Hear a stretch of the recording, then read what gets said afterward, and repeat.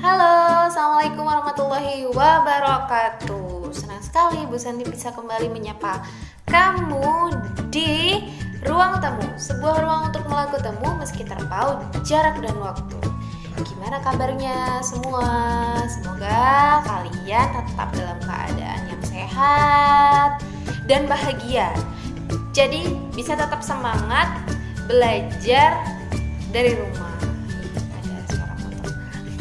Oke, meskipun kita belum bisa bertemu langsung, belum bisa kayak biasanya ya di kelas bareng sama teman-teman sambil bercanda gitu, kita syukuri saja sambil berdoa semoga corona bisa segera berlalu dan kita bisa tetap semangat menjalani aktivitas belajar mengajar bersama walaupun terpaut jarak dan waktu.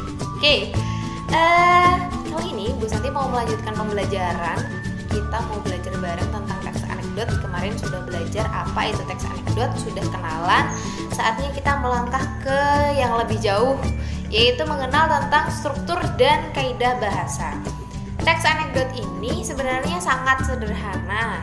Jadi karena teksnya juga pendek ya, jadi sederhana, pendek.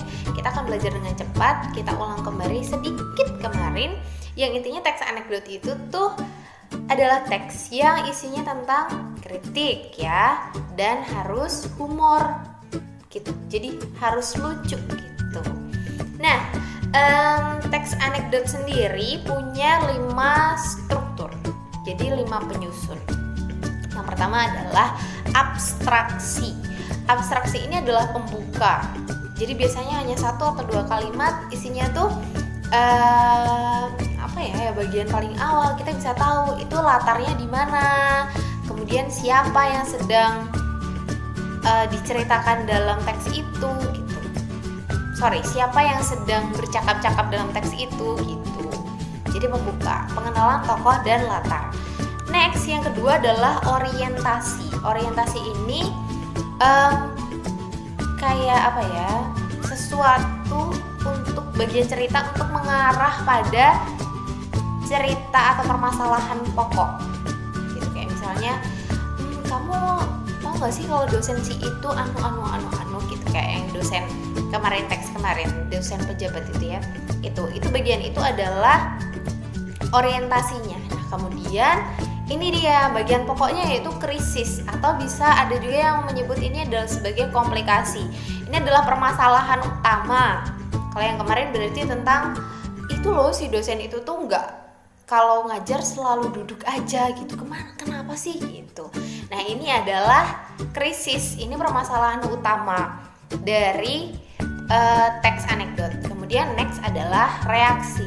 Reaksi ini ya reaksinya ya, jadi bisa berupa tertawa, menyindir, terus habis itu kayak mencela gitu misalnya. Itu reaksi, jadi reaksi dari tokoh lain terhadap persoalan yang dibahas, sindiran yang ada gitu. Dan terakhir adalah koda. Koda ini penutup, isinya bisa simpulan, bisa komentar terhadap krisis yang tadi gitu. Jadi penutup aja gitu. Misalnya, oke, itu doang. Itu sudah cukup sebagai koda. Nah, biar bisa lebih paham lagi, ayo kita cek contoh analisisnya ya. Nah, ini dia. Ada judulnya Aksi Maling Tertangkap CCTV. Ini ya, kita langsung buka abstraksinya. Seorang warga melapor kemalingan. Nah, ini adalah abstraksi. Di situ berarti mungkin ada di sebuah latarnya, ada di lingkungan masyarakat gitu ya, entah itu di perkotaan atau pedesaan, tapi ada di lingkungan masyarakat. Tokohnya adalah warga gitu. Orientasinya, pelapor bilang, "Pak, saya kemalingan." Loh, kemalingan apa? "Mobil, Pak, tapi saya beruntung, Pak." Nah, ini adalah orientasi. Nah, kenapa di-cut sampai di sini? Karena di dialog selanjutnya, kemalingan kok beruntung. Nah, itu adalah mulai krisis. Jadi mulai ke persoalan utama, loh, kemalingan kok beruntung gitu. "Iya Pak, saya beruntung karena CCTV merekam dengan jelas. Saya bisa melihat dengan jelas wajah malingnya." Nah, ini masih krisis. sudah minta izin malingnya untuk merekam gitu. Ini masih krisis. Jadi percakapannya antara si warga dengan Pak Polisi gitu ya. Terus reaksinya adalah jawaban dari pertanyaan itu, belum, sambil menatap polisi dengan penuh keherangan. Terus reaksi dari Pak Polisi apa? Tahu Kak itu belum? Itu ilegal, Anda saya tangkap loh. Ini berarti reaksi dari Pak Polisi. Sebenarnya di sini ya bagian lucunya nih. Terus pelapornya bilang hanya bisa pasrah tak berdaya. Nah ini adalah kode atau penutupnya. Jadi di sini sebenarnya isinya adalah, oke, kamu simpulkan sendiri ya. Ini jadi apa namanya? Jadi tugas nih buat kamu. Coba tulis di komen, di kolom komen, ini sebenarnya makna tersiratnya apa sih, sambil belajar mengulang mengingat cara menyimpulkan makna tersirat dari video yang kemarin. Tapi kalau sekarang kita bahas tentang struktur, intinya di sini kamu bisa lihat kode di sini hanya bisa satu kalimat gitu doang. Kemudian abstraksinya juga cuma bisa satu kalimat. Yang penting di situ sudah menunjukkan esensi dari masing-masing struktur. Oh, abstraksi itu menunjukkan tokohnya gitu. Nah, itu awal gitu ya. Oke. Terus kita mau langsung ke kaidah bahasa. Kaidah bahasa di sini ada 6 kaidah bahasa teks anekdot. Yang pertama adalah konjungsi waktu. Konjungsi yang menunjukkan waktu, kata hubung.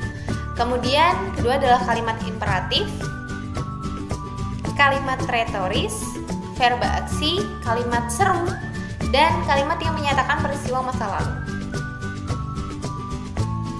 Kita bahas satu persatu. Konjungsi waktu. Konjungsi waktu itu adalah kata hubung penunjuk waktu. Jadi bukan keterangan waktu ya, tapi dia kata hubung. Misalnya kayak kemudian, setelah itu, kemudian, lalu, sebelumnya, sejak, saat, nah itu adalah konjungsi waktu. Kamu bisa share coba ke teman-teman yang lain, bisa share di kolom komen apa aja sih contoh konjungsi waktu gitu ya. Ini hanya sebagian. Setelah itu, kemudian, lalu, sebelumnya, sejak, akhirnya, nah kayak gitu. Oke. Yang kedua adalah kalimat imperatif. Kalimat imperatif ini intinya adalah kalimat perintah. Jadi dia bisa berupa perintah, suruhan, atau larangan. Jangan ke sana. Nah, itu kan perintah juga, tapi perintah untuk tidak ke situ gitu, negasi. Gitu. Jadi ini adalah contoh kalimat imperatif. Berdoalah sebelum makan. Jangan berbohong. Nah, ini adalah contoh kalimat imperatif. Bisa ya, bisa dipahami ya. Tidur, nah gitu juga, cuma satu kata tapi dia bermakna suruhan, perintah. Nah itu juga sudah termasuk kalimat imperatif ya. Kemudian yang ketiga adalah kalimat retoris. Kalimat retoris ini intinya adalah kalimat tanya tapi dia nggak butuh jawaban. Gimana sih Bu? Jadi pertanyaan yang tidak membutuhkan jawaban. Kayak misalnya, kita semua tahu bukan? Kan kamu nggak perlu jawab bukan gitu kan, enggak. Jadi ini hanya apa ya, kayak sesuatu untuk menunjuk, untuk menyangatkan, untuk buat awalan aja. Kemudian untuk menunjukkan kesepakatan antara yang ngomong, yang nulis dengan yang membaca, yang mendengarkan gitu. Kita semua tahu bahwa Pancasila dasar negara kita bukan? Nah, mungkin ada lanjutannya. Jadi tidak ada alasan untuk mengubah dasar negara kita karena Pancasila adalah ideologi kita gitu misalnya. Kayak gitu ya, bisa dipahami, oke?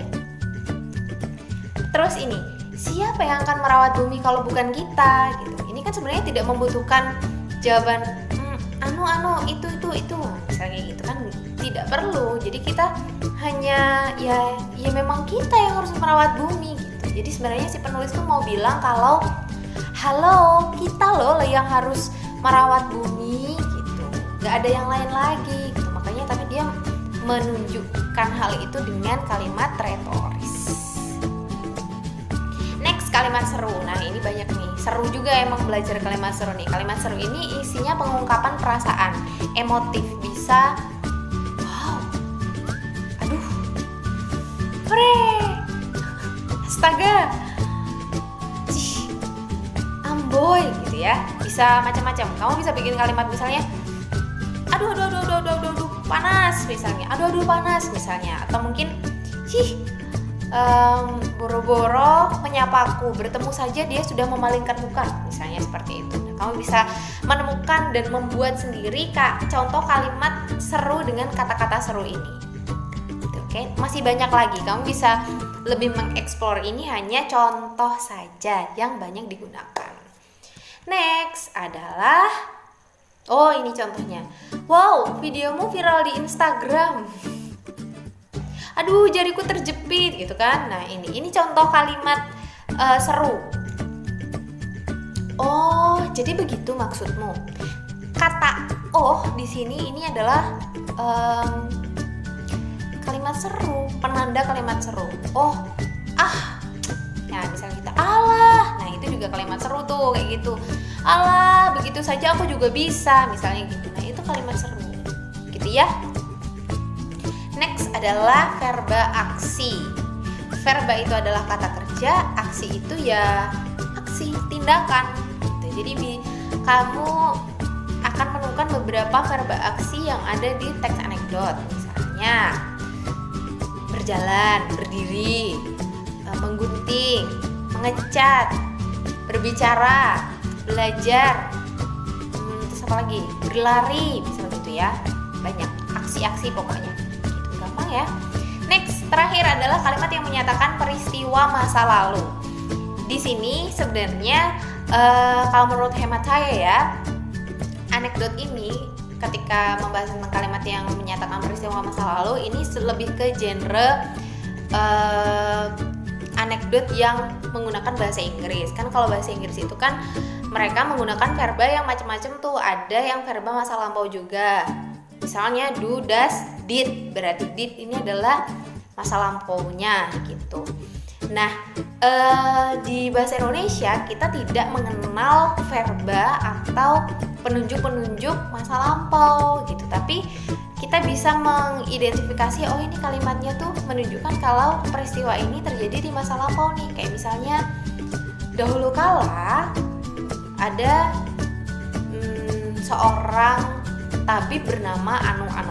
Dia bertemu dengan raja, misalnya kayak gitu. Nah, ini berarti dahulu kala ini menunjukkan peristiwa masa lampau. Nah, kita dalam teks bahasa Indonesia hanya bisa mengidentifikasi kalimat yang menyatakan peristiwa masa lampau itu dari kata-kata atau kalimat atau klausa yang seperti itu. Bu Santi langsung kasih contoh ya. Pada suatu siang yang terik, dua orang pemuda bercakap tentang buku baru. Gitu. Jadi ini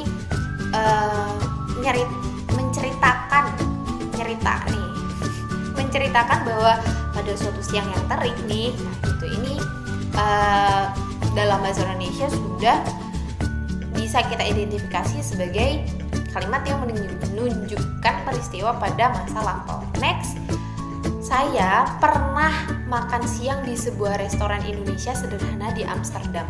Nah, di sini ada kata pernah, ini berarti makan siang di Amsterdam ini sudah berlangsung di waktu yang lampau gitu.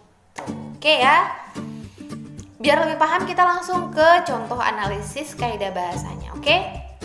Nah, ini adalah teks dosen pejabat yang kemarin sudah kita bahas. Kita mau analisis contoh menganalisis kaidah bahasanya, oke? Di sini Bu Santi tidak semua teks anekdot itu memuat semua kaidah bahasa. Di sini hanya ada beberapa. Kita lihat kata mengajar yang Bu Santi beri warna merah atau orange ini.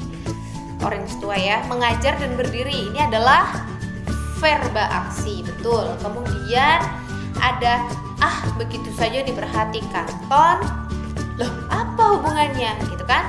Ini dan loh ini adalah kalimat seru, betul. Dan terakhir, memangnya kamu tahu sebabnya? Nah, ini adalah kalimat retoris gitu ya. Oke. Oke, sekian dulu perjumpaan kita. Semoga kamu bisa memahami dengan baik. Kalau ada pertanyaan, kalian boleh tulis di kolom komen. Nanti akan kita bahas bersama. Akan Bu Santi balas di kolom komen, atau kalian bisa tanyakan di grup WhatsApp dari kita. Oke, terima kasih dari Bu Santi. Salam semangat, jangan gentar belajar. Sampai ketemu di ruang tamu berikutnya. Dadah. Assalamualaikum warahmatullahi wabarakatuh.